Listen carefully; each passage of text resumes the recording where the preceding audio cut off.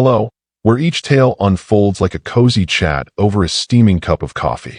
Today, I present to you an enchanting new mystery starring the ever-observant and brilliantly astute Miss Marple, the cherished amateur sleuth crafted by Agatha Christie. Settle in, and let's delve into this delightful puzzle together. If you feel inclined, drop a quick comment to share your location. It's always a joy to connect with our little detective community.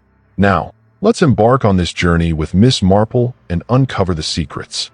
Under the rose garden, breakfast unfolded with the soft clink of her teaspoon against fine china as Miss Marple opened the thick cream envelope. The handwriting on the front was unmistakable, florid and over-embellished, the kind that belonged to someone who had once been a society darling and was resolute in not being forgotten. Lady Hirobi, Miss Marple recalled vividly, an eccentric hostess with a flair for melodrama.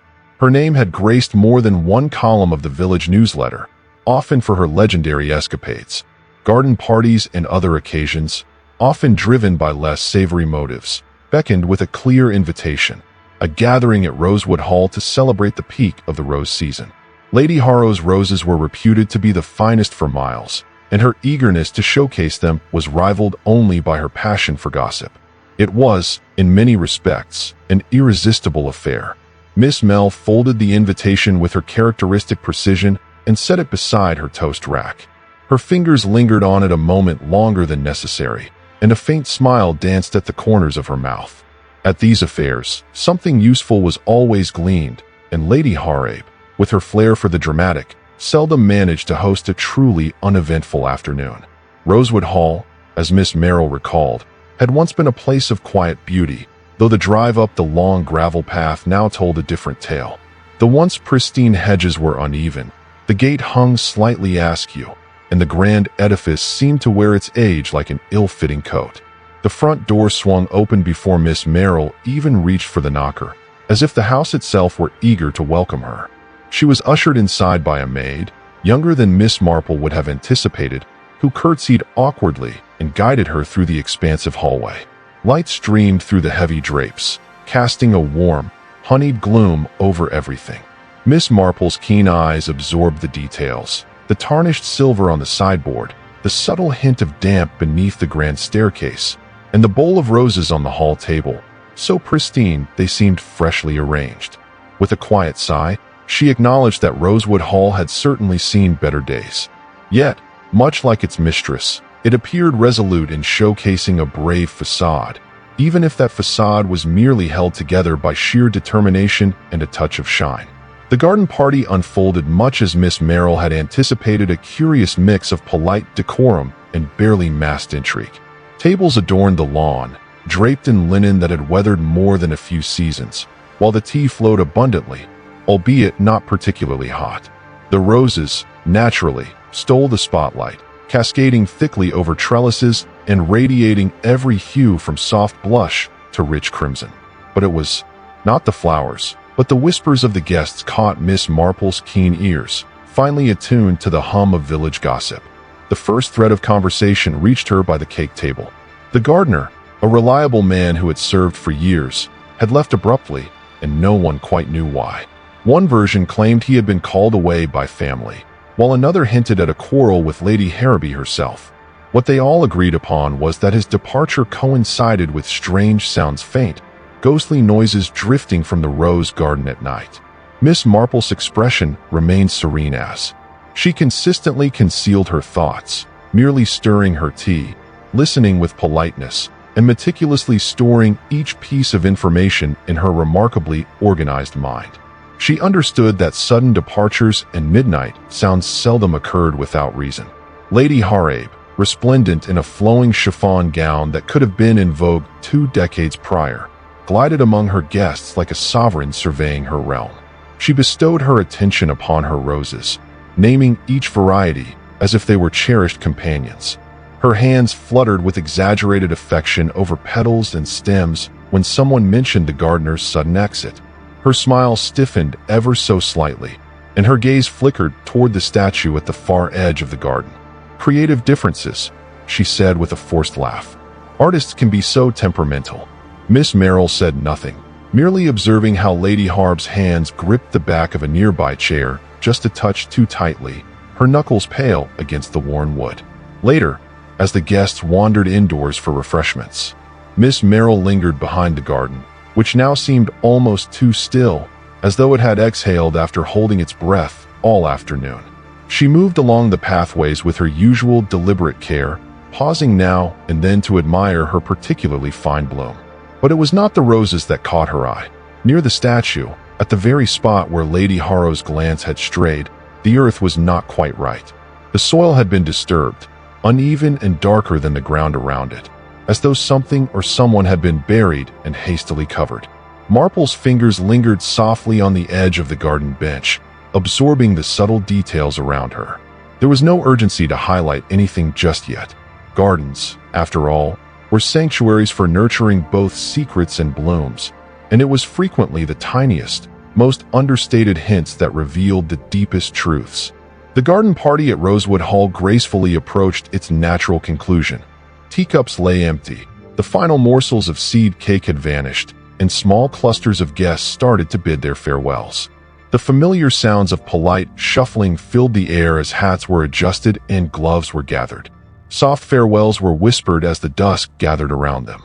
It was during this twilight that a casual remark surfaced, noting that Mrs. Lydia Brent had not been seen for quite a while. She had arrived alone, everyone concurred, and the last sighting of her was as she meandered toward the rose garden after speaking with Lady Harrowby.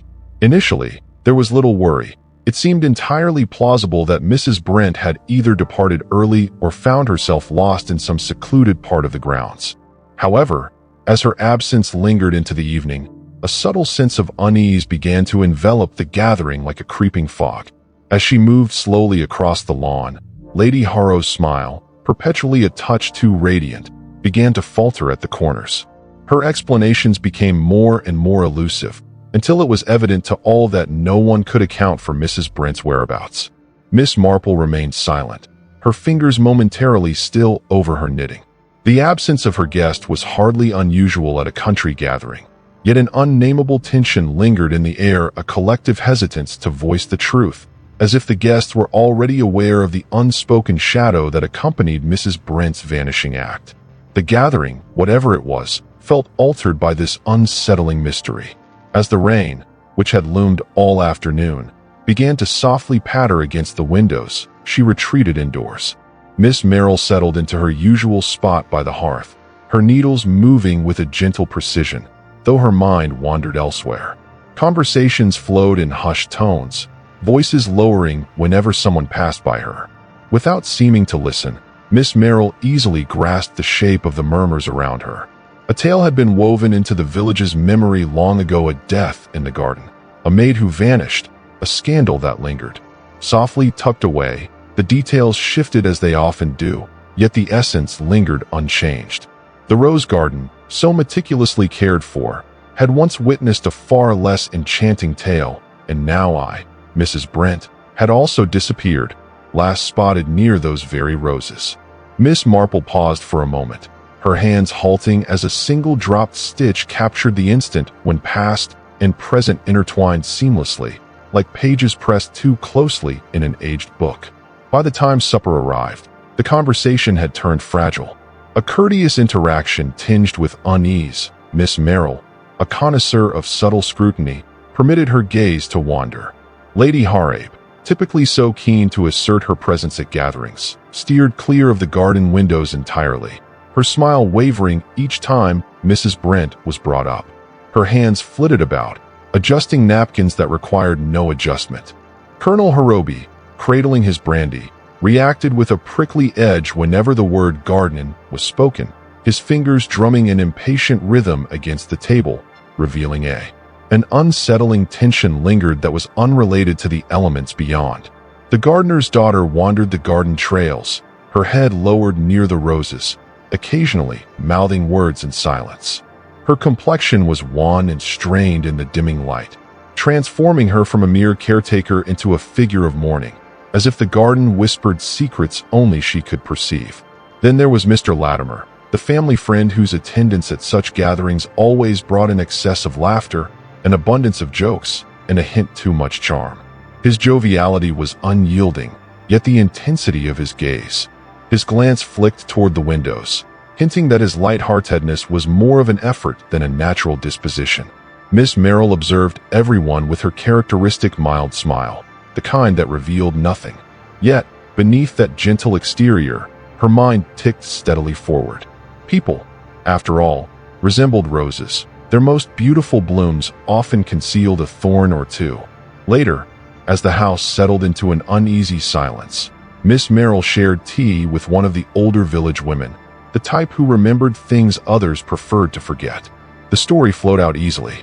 Once, a maid disappeared, her fate sealed some 30 years prior, following a clandestine romance with a man of higher standing. After a heated argument, she vanished into the night, her name forever silenced within the walls of Rosewood Hall. Yet, the garden, so the tales suggested, clung to its mysteries. Villagers murmured of eerie noises near the roses of earth, disturbed without reason, and an unsettling feeling that something or someone lay buried without the dignity of a farewell or prayer. Miss Marple nodded, her hands resting neatly in her lap, as the townsfolk often spoke of a curse, locations, and unfortunate households. Yet in her understanding, such misfortunes often stemmed from deeply human emotions: fear, jealousy, and the burden of secrets held too long.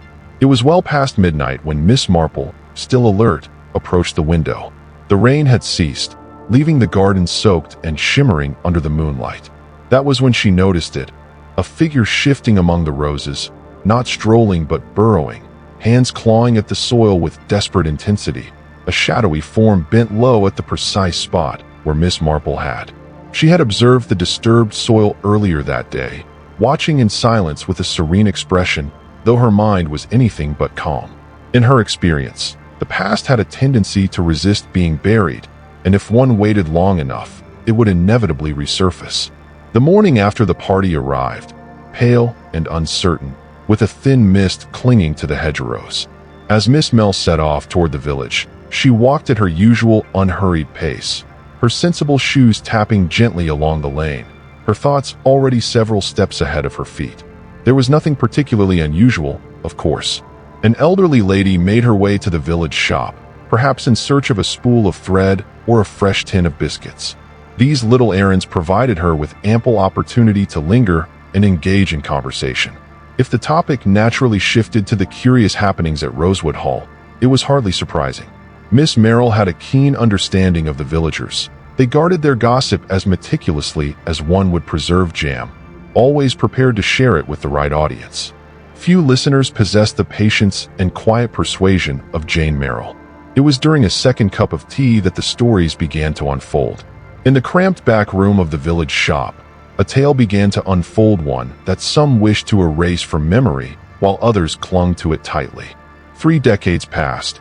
A maid vanished from Rosewood Hall, just as rumors of an affair with the late Lord Harrowby began to circulate among the servants. Some claimed the maid had departed of her own accord, quietly dismissed with a sense of finality, while others hinted at a more sinister fate, though no one dared to speak too openly about it. She was beautiful, you see, the shopkeeper remarked, stirring her tea with an exaggerated motion. Too beautiful, if you ask me. As I settled into the atmosphere of that house, the spoon clinked softly against the china, a reminder of the stillness that sometimes breeds trouble. Miss Marple emitted a gentle sound, one that invited secrets without demanding them, and gradually, the story began to unravel. The maid had disappeared without a trace, leaving only murmurs and a garden that seemed to carry an unrest of its own. As the day wore on, Miss Marple found herself embraced by the warmth of several sitting rooms, where weak tea was served alongside the villagers' fervent opinions, rich with age and experience. She could not shake the memory of the incident that barely qualified as a scandal. Time and again, she was struck by the eerie similarities between the missing maid and the current case of Mrs. Brent. Both women had last been spotted near the rose garden. Both had been subtly connected to the Harrowby family, and both appeared to have vanished without a trace. "Gardens remember things," whispered an elderly woman, her voice low as if the very roses might be listening. "You can dig all you like, but the earth always knows what you've done." Buried, Miss Marple's knitting lay forgotten in her lap. In her experience, it was not the earth that remembered, it was people. Secrets might be covered over, but they rarely stayed buried for long, especially when the same soil was disturbed twice that afternoon. Back at Rosewood Hall, Miss Marple found herself drawn to the library, her room as faded and melancholic as the rest of the house. Books slumped against each other like old friends too weary to stand straight, and dust settled undisturbed on shelves no one had cared to touch. Explore she moved with quiet purpose, her fingers tracing the cracked leather spines, until she found what she sought, a garden journal tucked between novels no one had likely touched for decades. Within its brittle pages, a letter folded and yellowed with age. The handwriting was careful, but trembling, the ink smudged in places where fingers had hesitated too long. Miss Marple read in silence. The letter spoke of secrets discovered, of money exchanged for silence, and of threats made if silence was broken. And at the very bottom, the maid's name was inscribed with a flourish too bold for a servant girl. It was not evidence, not yet, but it was a thread, and Miss Marple had always been exceptionally skilled with threads. In the fading light, Miss Marple found herself in the garden once more, where the scent of roses lingered heavily in the air. The gardener's daughter stood near the statue, her hands gripping the hem of her apron, twisting the fabric until it creased. When Miss Marple spoke of the vanished maid, the girl's face blanched. "They say the garden remembers," whispered. "Even if we try to forget." Her fingers trembled, her gaze flicking toward the roses as though expecting them to speak. "My father knew things," she said at last. "He always said the earth, it doesn't forget." Miss Marple offered no reassurance, only a quiet smile that left nothing to hold on to. Fear and guilt in her experience were often as deeply rooted as the roses themselves. There are few things in life that truly escape the notice of a village, and yet it seemed that the previous gardener at Rosewood Hall had managed to leave under a cloud of unspoken agreement, the kind of absence that remained unaddressed yet was understood by all as not entirely voluntary. Miss Marple had certainly heard the whispers. The man had been spotted digging at peculiar hours, always in proximity to the old statue, long after the house had succumbed to slumber. No one could quite ascertain what he sought, and by the time curiosity morphed into concern, he had vanished. The official explanation, a family emergency in another county, was met with the polite disbelief typically reserved for tales that everyone knows are far from the truth. It was a misconception that the ground near the statue had remained undisturbed. In truth, it had been altered multiple times, yet no one had summoned the courage to inquire about it. Miss Marple understood that such silences often held deeper meanings. When someone digs with relentless fervor, it is seldom for the mere joy of tending to plants. There was undoubtedly something hidden beneath the surface, and the gardener had either uncovered it or was apprehensive about doing so. The following afternoon, with her characteristic quiet determination, Miss Marple returned to the rose garden, her footsteps instinctively guiding her toward the statue. The earth there felt off, its texture uneven and unsettling. Though disturbed too recently to have settled, she knelt, fingers brushing the damp earth aside, and there it was, a slender shard protruding like a single thorn from the soil. At first glance, it might have been a root or a scrap of stone, but even in her old age, Miss Marple knew the color of weathered bone when she saw it. She made no fuss, no startled cry. Instead, she brushed the fragment free with the gentleness one might show to an old letter uncovered in an attic, and placed it quietly in her pocket. After all, bones in gardens are never as interesting to. As dusk enveloped the lawn, Miss Marple discovered the gardener's daughter by the statue. The girl knelt there, her head bowed, fingers digging into the earth as if in prayer. Tears streamed down her face. Her breath was uneven, and her voice, soft yet trembling, repeated the same haunting words. "The curse of the roses, the garden remembers, the garden remembers." She spoke with the fervor of one who had absorbed the tale too many times from a father burdened by its weight. He sensed the fear in her voice, yes, but there was also a profound grief, as if the garden was not merely haunted but somehow vibrant, capable of enacting its own form of retribution. Miss Marple placed a gentle hand on her shoulder, and the girl flinched. "It wasn't me, miss, it wasn't me," she insisted. "But I know what's there and what's still to come." Her words, disjointed and half-choked by tears, revealed more to Miss Marple than the girl likely intended. Fear had taken root here long before the roses. By evening, the village had reached its own conclusion. The girl was guilty, or at the very least, she was aware. There is an overwhelming sense of innocence that belies the easy narrative already in play. The troubled daughter, burdened with her father's secrets, seems to succumb to a madness passed down through generations. Yet, Miss Marple has dedicated her life to scrutinizing the perilous allure of obvious suspects. In her vast experience, guilt that aligns too perfectly is seldom genuine. The girl is indeed troubled, but being troubled does not equate to criminality. Often, it simply means bearing the heavy knowledge of truths unspoken. Thus, Miss Marple permits the village to murmur and speculate while she remains quietly observant. Thoughts wandered to those who gained the most from a conveniently placed scapegoat. It wasn't the gardener's daughter that intrigued Miss Marple, but rather those who stood to benefit from her silence. She was convinced someone had orchestrated the entire sequence of events, not out of greed or malice, but for self-preservation. Lady Harrowby, despite her dramatic flair, had a lifetime of experience in misdirection, while Colonel Harrowby, with his keen temper and even sharper gaze, was adept at diverting attention. She found herself distanced from uncomfortable inquiries, yet it was the family friend, Mr. Latimer, who captured her fascination. He was the kind of man who possessed just enough knowledge about others to pose a threat. Charming, helpful, and perpetually amiable, he transformed when the garden was brought up. His laughter became overly boisterous, and his smile took on an unnerving rigidity. Miss Marple, knitting serenely in her lap, recognized better than most that not all villains dwell in the shadows. Some sit beside you at tea, offering sugar with one hand while concealing secrets with the other. Then, the storm arrived.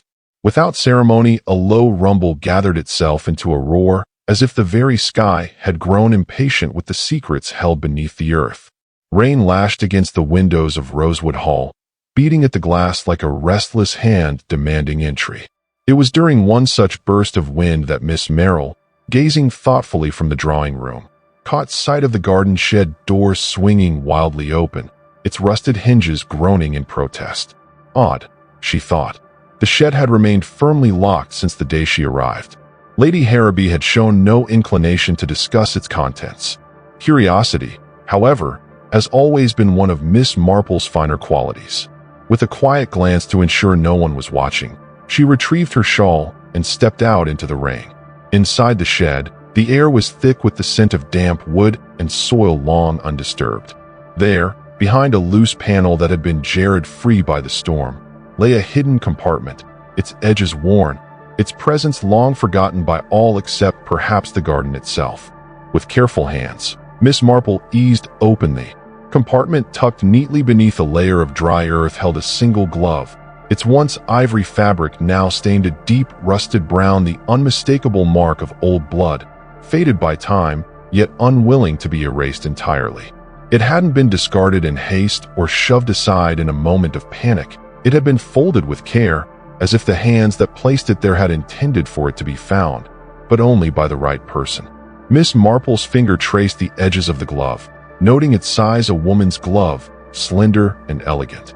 Sort worn not for work, but for show. There was something deeply deliberate about it, as if the glove itself had been left as a silent confession, waiting for someone patient enough to listen. She stood for a moment listening to the rain battering the roof above, while her mind sifted through all the fragments she had gathered. The whispers of a vanished maid, the gardener's uneasy silence, the lingering unease that hung over the roses themselves. Beneath the glove, tucked almost reverently, lay a photograph. Its edges were curled, its surface worn thin.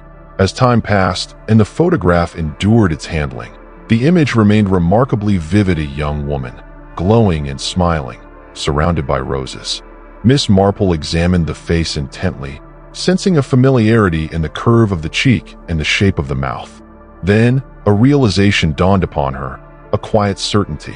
The woman in the photograph bore an uncanny resemblance to Mrs. Lydia Brent, the very person who had disappeared from the garden party. Miss Marple's mind began to unravel the mystery, contemplating whether this resemblance was merely coincidental or if it hinted at something deeper. One thing the missing woman and the vanished maid shared was a deep connection, mother and daughter, separated by decades, yet irresistibly drawn back to the same garden, as if the roses themselves had beckoned her home. Miss Marple slipped the photograph into her pocket along with the glove. There were still gaps to fill, questions to ask, and lies to untangle, but for the first time, the past had reached through the soil and taken a living hand. Seated once more by the fire, her knitting forgotten beside her, Miss Marple allowed the pieces to settle into place. Imagine if the vanished maid had quietly given birth, hidden away from the world. That child would have inherited not just her mother's likeness, but also the heavy burden of her absence. Perhaps Lydia Brent had always been aware of a family secret, a truth whispered too late, or maybe it was the unexpected finding of a birth certificate buried in an old drawer that stirred her. Or perhaps it was merely a suspicion that drew her back to Rosewood, an inexplicable compulsion. Once among the roses, she found herself probing into matters best left untouched, asking questions that stirred unease and knocking on doors that remained firmly closed, driven by an insatiable curiosity. All can be perilous in homes laden with countless buried memories. Miss Marple's fingers once more traced the edges of the photograph. In her experience, daughters do not merely inherit their mother's eyes or smiles, but rather their unfinished narratives, the loose threads left dangling when lives are abruptly severed. Thunder rumbled again as Miss Marple sat in solitude, her reflection dancing in the window pane. She had witnessed it before, the way guilt weaves through a family, handed down like a tarnished heirloom, each generation resolute in its quest to bury it deeper, and yet, somehow, it always clawed its way back to the surface. Secrets she knew were like seeds. Bury them deep, ignore them long enough, and they do not die.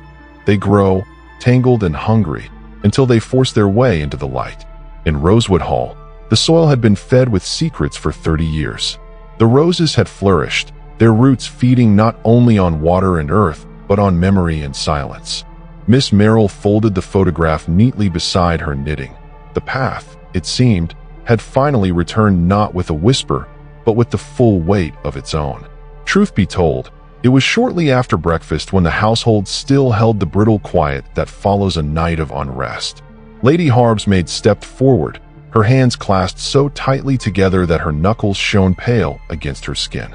When she spoke, her voice was little more than a thread. She knew about the bones, she said, had always known. Her father, long gone, had served at Rosewood before her. It was family knowledge, passed down like a dreadful heirloom, the sort of story told in whispers beside the fire. Yes, she confessed to wandering the garden at night, sensing the weight of the earth beneath her feet, yet she insisted she had no involvement in Mrs. Brent's disappearance. Miss Marple sat with her hands folded neatly in her lap, her expression radiating gentle concern. She posed no questions and offered no challenges, yet within her calm silence resided a quiet certainty that this was not a confession, but rather a performance, meticulously crafted for an unseen audience. Later, with the maid dismissed and the household returning to its uneasy routine, Miss Marple remained seated. The window, her sitting idle in her hands. Something about the maid's confession troubled her deeply, not for what was said, but for how easily it was offered. In Miss Marple's experience, the guilty rarely confess. Unprompted fear, guilt, pride, these things twist a confession into something reluctant, stuttering, dragged out bit by bit. But this confession had been too smooth, as though it had been practiced in front of a mirror. The words Miss Marple suspected had not been entirely the maid's own. They carried the careful touch of someone skilled in the art of storytelling, someone who feels an intense urge to divert attention, even if it requires the loss of a minor piece in the game. Perhaps Lady Harrowby, or another equally dedicated to safeguarding the delicate illusion of Rosewood Hall. In this residence, Miss Marple believed that guilt was not displayed openly. Instead, it was cloaked in silk and presented alongside tea.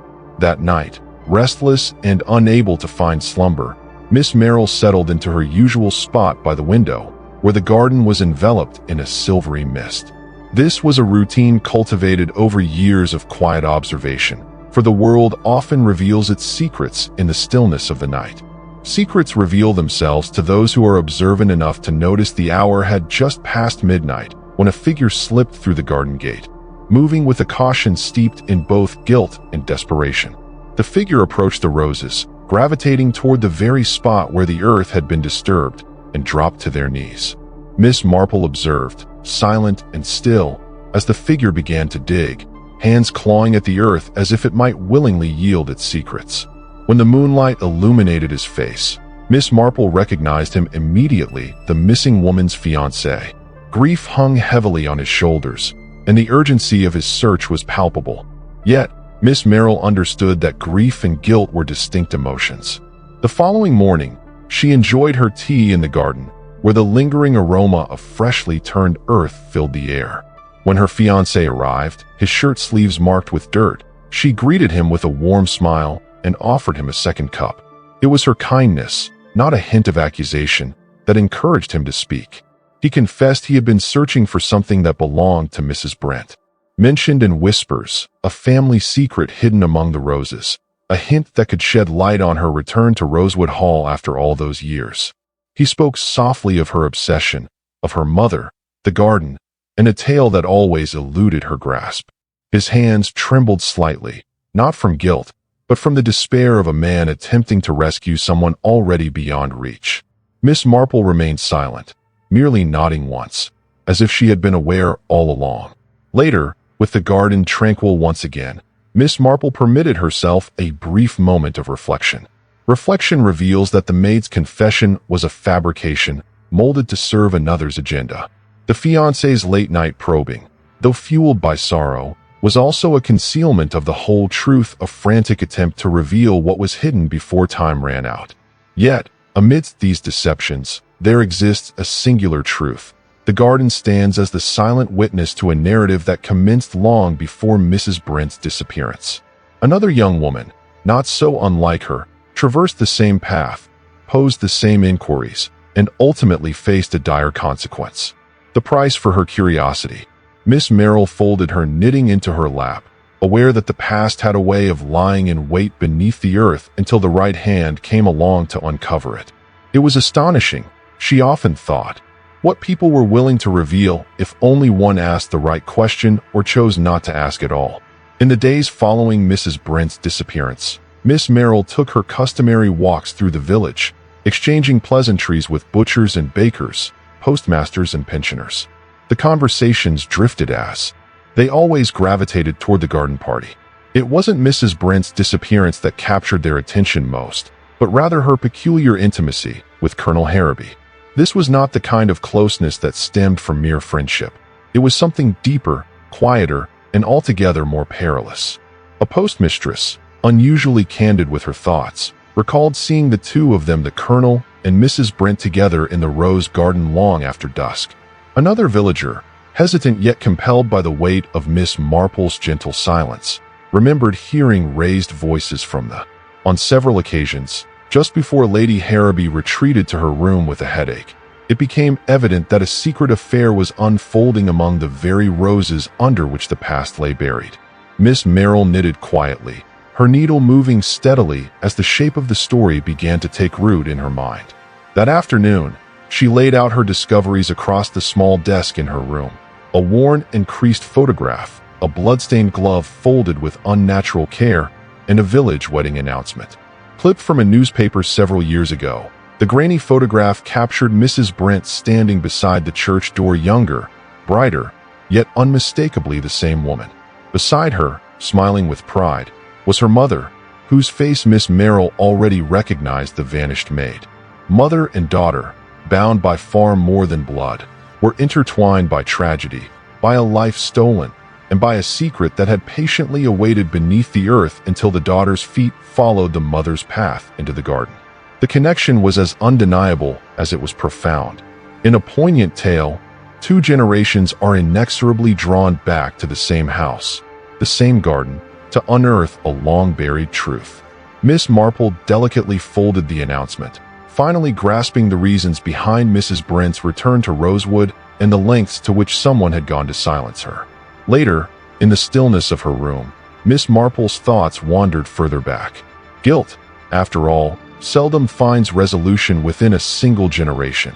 It seeps into the very fabric of a family, lingering through the years like dampness through cracked walls. What transpired with the maid, a girl too beautiful for her own good, who had the audacity to capture the master's attention, was not a singular misfortune. It had become a festering wound concealed beneath a facade of respectability, until time itself wove it into the very fabric of the house's foundations. Mrs. Brent, either oblivious or perhaps unwilling to heed the warnings of her own mother's specter, had come to reopen that wound, seeking answers from a garden that had already concealed more than its fair share of secrets. Guilt, Miss Marple mused, does not perish with those who bore it. Crime is inherited, a legacy forged in silence and fear, morphing into something that feels less like guilt and more like destiny. That evening, Miss Marple shared tea with Colonel Harrowby. Their conversation flowed politely, touching on the weather, roses, and the capriciousness of English summers. Yet, beneath this veneer of civility, a palpable tension simmered, akin to a thread stretched to its limit. Each time the dialogue veered toward the garden, the colonel's hand trembled slightly, the teaspoon clinking against the saucer. His once assured smile had thinned, fraying at the edges as if burdened by unspoken truths. Were attempting to manage something far beyond their grasp. Miss Marple posed no direct inquiries. Her keen observation and attentive listening sufficed. She noted the unspoken words and the colonel's gaze, which repeatedly darted toward the roses. There was an undercurrent of fear present, not the fear of being discovered, but rather the fear of what was destined to unfold. The garden, it appeared, was poised to reveal its secrets, regardless of the colonel's desires. When he excused himself early, citing an unsettled stomach, Miss Marple ventured into the garden alone. The air hung heavy and still. Rain-washed earth soft beneath her shoes. She walked the path with familiar care, pausing before the oldest rose bush, its blooms heavy and sweet. It was here she knew that the first secret had been buried, the one that began this tangled garden of guilt. It would not take much a spade, a careful hand to unearth what the roses had kept hidden. Somewhere beneath the roots of time and silence lay the final piece of a story that had waited 30 years to be told. Miss Marple's fingers brushed a petal, soft as a whisper, and in her mind, she heard in the stillness of the night, the house was enveloped in silence, interrupted only by the occasional creak of old timbers shifting in the cool air. From her bedroom window, Miss Marple sat, her hands resting lightly on her lap, her gaze drawn, as it often was, to the rose garden below. There, beneath the silvered moonlight, a shadow stirred. At first, she thought it might be the wind rustling the branches, but no, this shadow moved with intent, bending low, hands scrabbling at the earth in frantic bursts. There was a palpable desperation in every movement, the kind that Miss Marple recognized all too well. Witness the urgency of an individual not sowing but attempting to reveal what lay beneath. She moved with deliberate slowness. Miss Marple had devoted her life to understanding that truth, akin to a seed, flourishes best when approached with tenderness. She exited her room with the same serene caution she always maintained, her slippers whispering against the floorboards. Secrets, she understood, were never satisfied to remain hidden for long, particularly in gardens where even the most entrenched roots eventually seek the light. Upon reaching the garden, the shadow began to take form. It was Lady Harrowby herself, her once elegant gown damp with dew, her hands trembling as they tore at the soil. Her fingers worked like claws, driven by something beyond fear, a terrible urgency, as though she could no longer bear to leave the past beneath her feet. Miss Marple stood silently at the garden's edge, saying nothing. There are moments when words are unnecessary, when the weight of what is happening speaks louder than any accusation could. Lady Harrowby, sensing the presence behind her, turned slowly. There was no pretense, no denial, only a flicker of recognition flickered in her eyes, accompanied by a sigh that resonated with surrender. "I had no choice," Lady Harrowby whispered, though it was uncertain to whom her words were directed. Miss Marple, the earth, or perhaps the very roses themselves. Miss Marple remained silent, as the earth was already providing its own response. Some truths, once initiated, must conclude on their own. Without uttering a word, they began to clear the soil. Beneath the roots of the oldest rose bush lay an ancient trunk, its wood swollen with moisture, its hinges rusted into stillness. It required both of them to pry it open. The lid creaked like a house exhaling after holding its breath for too long inside. There was no mystery left to uncover, only bones curled and cradled as though the earth itself had tried to offer comfort. A tattered scrap of fabric clung to the remains, a hint of lace that once might have belonged to a maid's apron. Miss Marple's hands folded quietly before her, offering no judgment, only the quiet certainty of a truth finally returned. Lady Hirobi sank to her knees beside the trunk, fingers brushing the bones with a strange reverence. Tenderness, she was so young, she whispered. Too young, Miss Marple said. Nothing. Guilt speaks best when no one interrupts. As the household stirred in confusion at the discovery beneath the roses, Miss Marple followed, a faint sound of soft scratching, almost too quiet to notice. It led her to the garden, shed its door padlock, though the lock itself hung loosely latched, as though the one who locked it had been in too much haste to do it properly. Inside, curled on the floor like a discarded doll, lay Mrs. Brent. Her breathing was shallow, her eyelids fluttering, the unmistakable scent of liniment still clinging to her skin.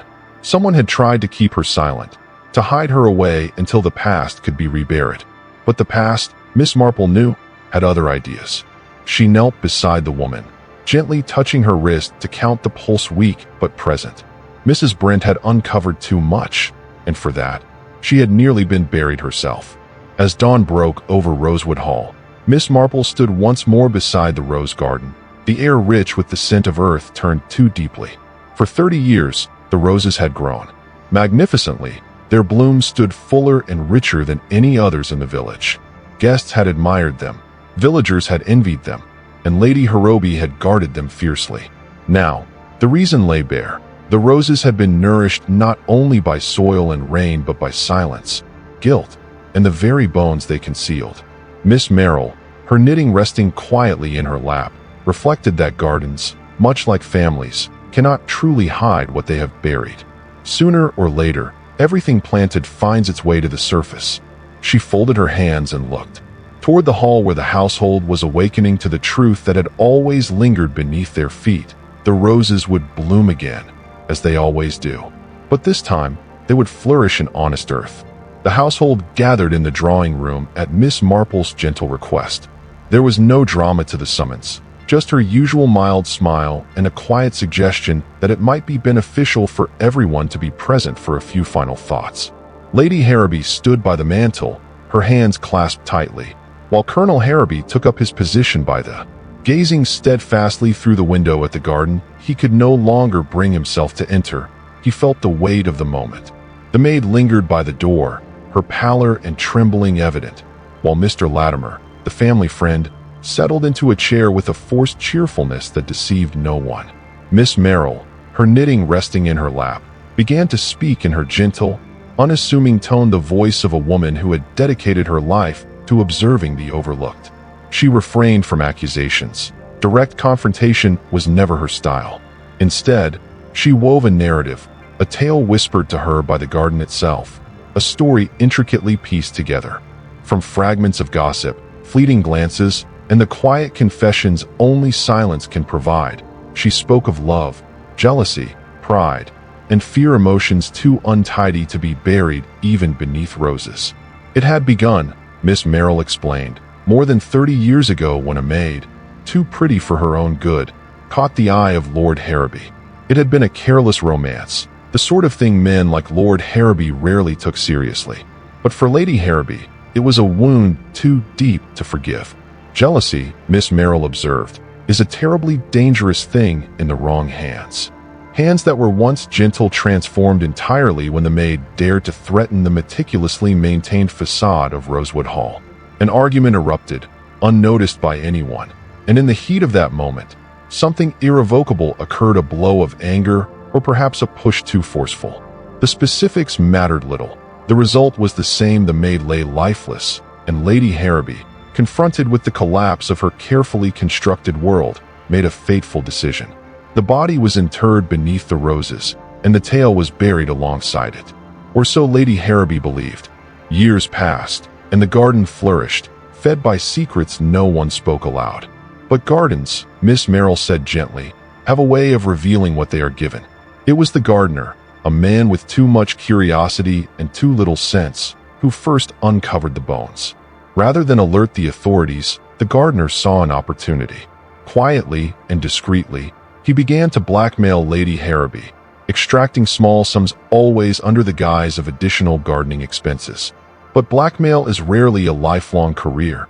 Sooner or later, the blackmailer either demands too much or possesses too much knowledge. When that moment came, the gardener vanished, dismissed from his position, and sent away under the most tenuous of excuses. Miss Marple's voice softened here, tinged with a hint of compassion. Lady Harrowby had, after all, spent decades living in the shadow of her own wrongdoing, nurturing her roses with hands that never quite felt clean. Then came Mrs. Brent, the missing woman, drawn back to Rosewood by forces she only partially comprehended. Her mother's disappearance had loomed over her life, a shadow she could not escape. Named but could never quite break free, she had come to seek answers to questions buried long before her existence, and her quest, innocent as it appeared, was far too perilous for Lady Harrowby to allow desperation. Miss Marple articulated, can transform even the kindest hands into something harsh. Mrs. Brent had been sedated, confined in the guard, and shed, concealed like another inconvenient truth, but the earth, Miss Marple murmured, had already begun to reveal its secrets, and once the past starts to surface, there is little one can do to halt it. Miss Marple's voice grew quieter still as she reached her final thought. Gardens, she said, are curious things. They grow not only what is planted, but also what is buried, whether by accident or intention. The roses at Rosewood Hall had been the pride of the village, admired for their extraordinary beauty and abundance. But beauty, Miss Marple observed, is often nourished by things unseen, and these roses had fed on more than water and soil. They had been fed by blood, by silence, and by guilt, year after year, until their blooms were not merely beautiful, but heavy with the weight of memory itself. Lady Harrowby's hands trembled, her gaze not on Miss Marple but on the garden beyond the window. For in the end, the roses had not kept her secret. They had merely held it for her, waiting patiently until the right pair of hands came along to uncover it. Miss Marple's knitting resumed, her needles clicking softly, and in the hush that followed, the past laid itself to rest at last. Thus, the roses at Rosewood Hall will bloom again, but this time under a clearer sky, no longer nourished by secrets and silence. In the end, this was not just a narrative of a solitary offense, yet it delves into the insidious nature of guilt that can embed itself within a family, transferring from one generation to another like an unseen legacy.